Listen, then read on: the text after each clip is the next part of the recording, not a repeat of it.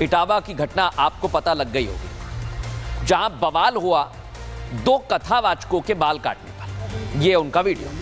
Samajwadi party इसमें कूद गई है। सपा ने योगी सरकार को घिरने के चक्कर में इस मुद्दे को भुनाने का सोचा और लखनऊ में सपा ऑफिस में अखिलेश यादव ने दोनों कथावाचकों को आनंद फानन में सम्मानित कर दिया, पैसा भी दे दिया 21,000 रुपए।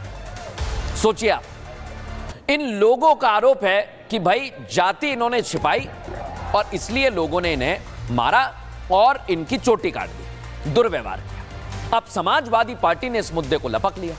समाजवादी पार्टी ने यादव समाज को अपनी तरफ बताया और कहा कि भाई हम तो इन्हें सम्मानित करते हैं, ये लड़ा रहे हैं कुछ लोग इन्हें।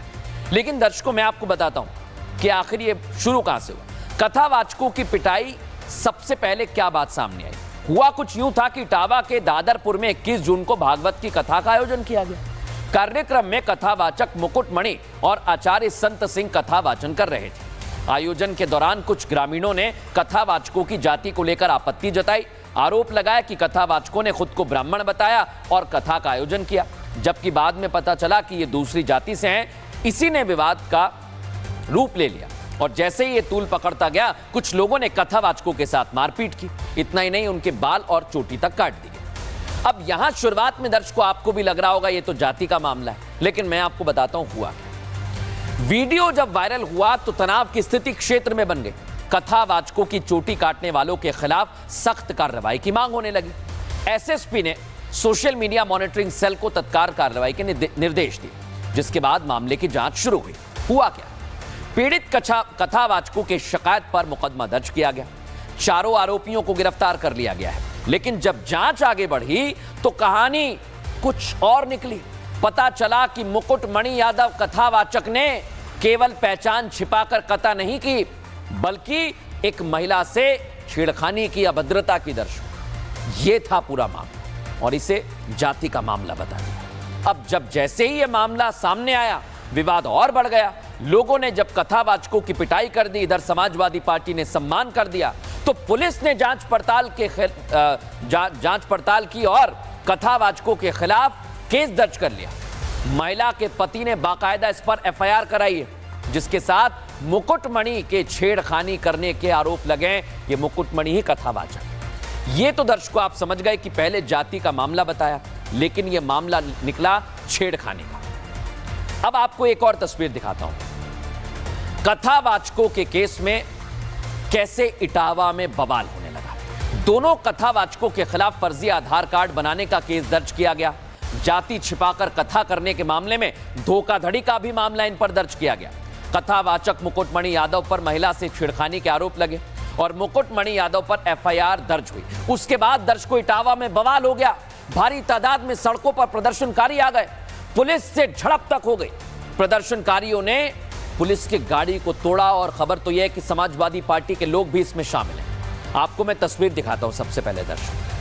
इससे पहले इटावा में कथावाचक से बदसलूकी के मामले में सपा के समर्थन पर हाईवे पर देखिए कैसी नारेबाजी हो रही है। इसलिए मैं कह रहा हूं, रिपोर्ट पहुंच गई है योगी आदित्यनाथ के पास। जितने लोग ये भड़का रहे हैं ना हिंसा को, सबकी रिपोर्ट पहुंच गई।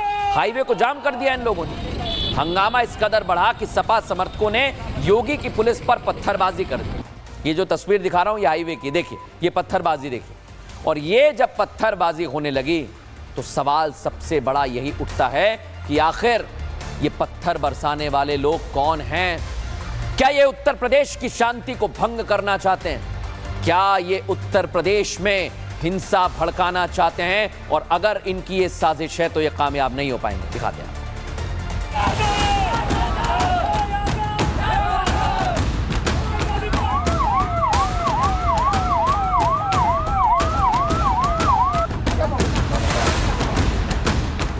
भागवत कथा करने के लिए जाति छिपाने की जरूरत क्या थी?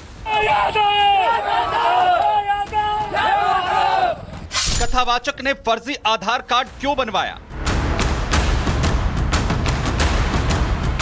यादव कथावाचक ने क्यों छिपाई अपनी पहचान?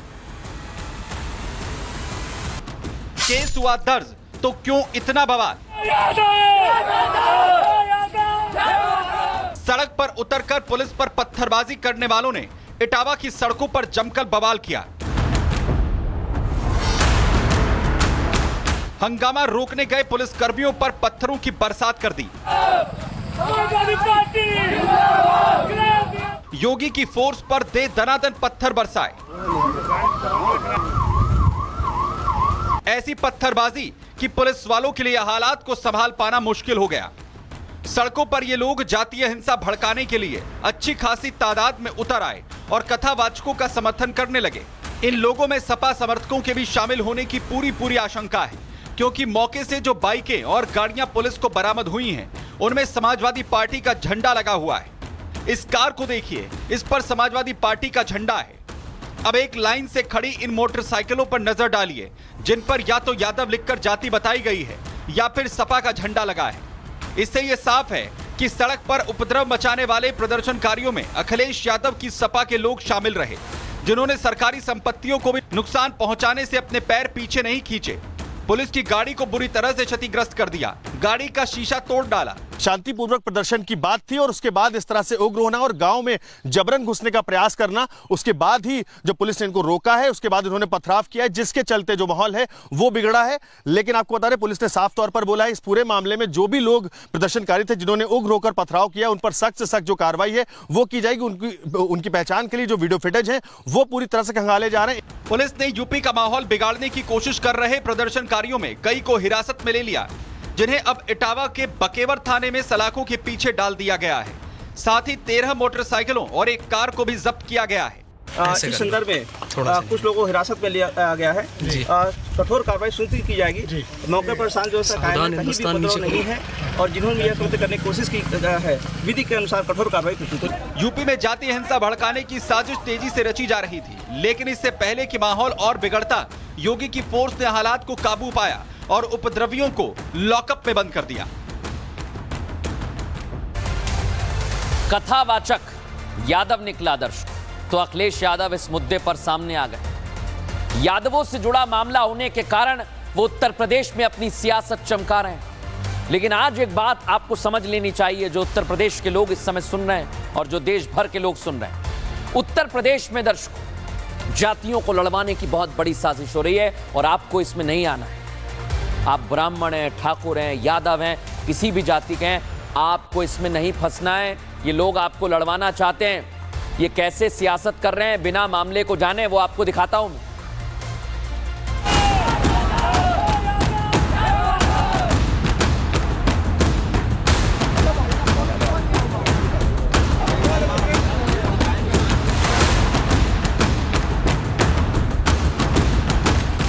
यूपी में जातीय हिंसा को लेकर साजिश की भनक योगी आदित्यनाथ को लग गई है। उन्होंने पुलिस को फटकार लगाने के साथ जांच के आदेश भी दिए हैं। लेकिन अब इस मुद्दे पर सियासी संग्राम छिड़ गया है। मामला यादवों से जुड़ा हुआ था तो तुरंत अखिलेश यादव मैदान में आ गए और सरकार पर यादव विरोध का आरोप लगाकर पीडीए कार्ड चल दिया।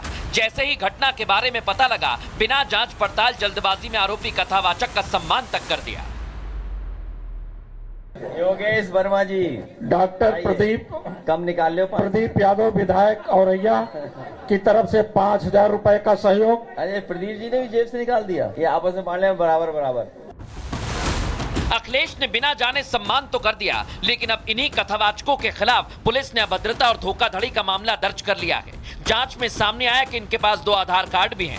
अब सवाल ये कि मामला गंभीर है, पुलिस जांच कर रही है, लेकिन राजनीति के चक्कर में जाति का विवाद प्रदेश में खड़ा हो गया और अखिलेश यादव सीधे योगी सरकार पर हमला बोलने लगे। 16 साल की चुटिया कट गई, इतना दुखी था बेचारा वो।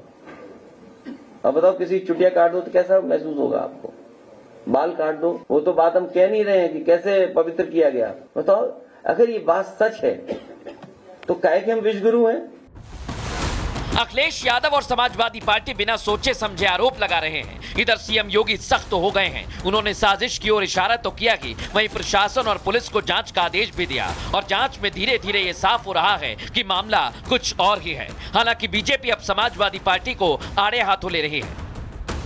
वहाँ मुझे लग रहा है कि दोनों तरफ से गलतियां हुई हैं, दोनों तरफ से इन मुद्दों को संभाल के। लेकिन अखिलेश से मैं निवेदन करना चाहती हूँ कि हर मुद्दे को राजनीतिक एंगल से मत देखो। घटना घटी है, उस घटना की कोई पक्ष नहीं ले रहा, घटना अच्छी नहीं हुई है, लेकिन उसको राजनीतिक तूल देना, जाति में तब्दील करना, ये ठीक नहीं है। समाजवादी पार्टी इस मुद्दे को सियासी रंग देने पर तुली हुई है। वो सियासी माइलेज लेना चाहती है, लेकिन योगी पहले ही सतर्क हो गए हैं, जो प्रदेश में अशांति के मंसूबों पर पानी फेर रहे हैं।